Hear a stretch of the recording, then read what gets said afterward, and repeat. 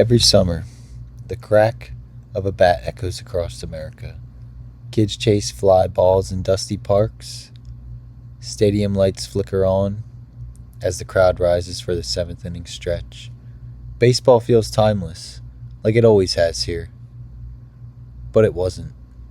Somebody had to invent it, and the real story of how baseball was born is stranger, messier, and far more interesting than the legend most people know.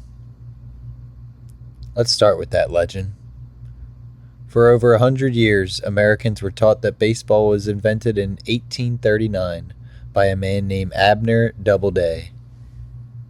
In the little league town of Cooperstown, New York, the story goes that young Doubleday, a future Civil War hero, drew up the rules in a cow pasture and gave the nation its pastime. It's a wonderful story. There's just one problem. It almost certainly is not true. In 1905, baseball's leaders wanted to prove their sport was purely and proudly American, not borrowed from anywhere else. So they formed a commission to track down its origins. Their star witness was an elderly man named Abner Graves, who claimed he'd seen Doubleday stretch the game as a boy. The commission loved it. A patriotic origin, a military hero, a charming small town. They declared it official. But historians later poked holes in the whole thing. Abner Doubleday was a cadet in 1839. He wasn't even in Cooperstown.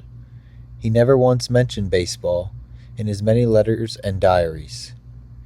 And the only witness was recalling events from nearly 70 years earlier, when he'd been just 5 years old.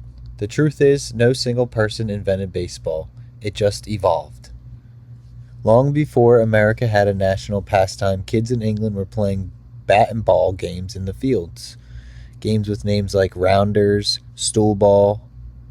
Players would hit a ball and run around a series of bases or posts. Sound familiar?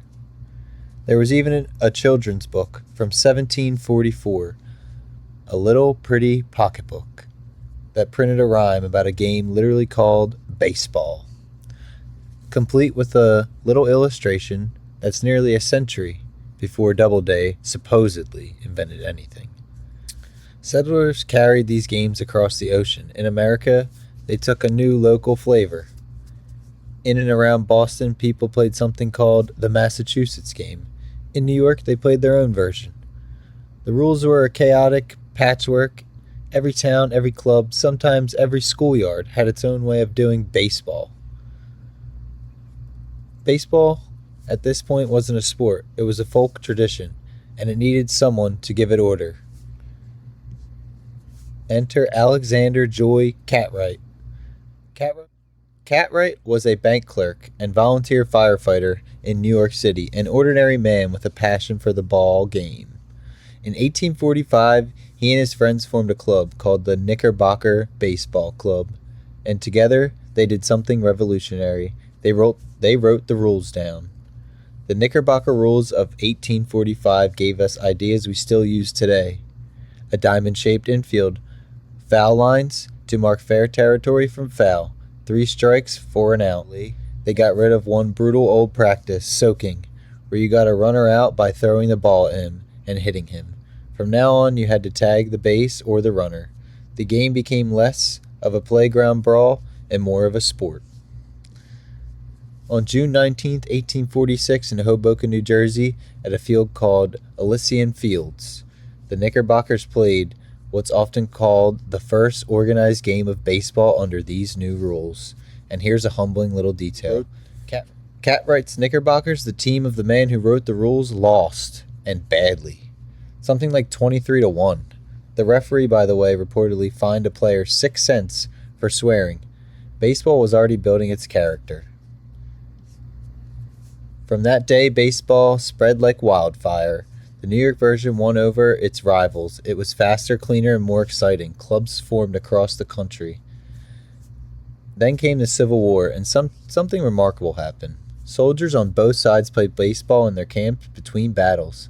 When the war ended and they went home, they carried the game with them. Into the South, the West, into every corner of a reuniting nation. Baseball became a shared language for a country trying to heal. By 1869, the Cincinnati Red Stockings became the first openly professional team, paying their players to compete. The amateur pastime had become a business. Within a few decades, ballparks were rising in every major city, and baseball had earned its nickname, America's national pastime.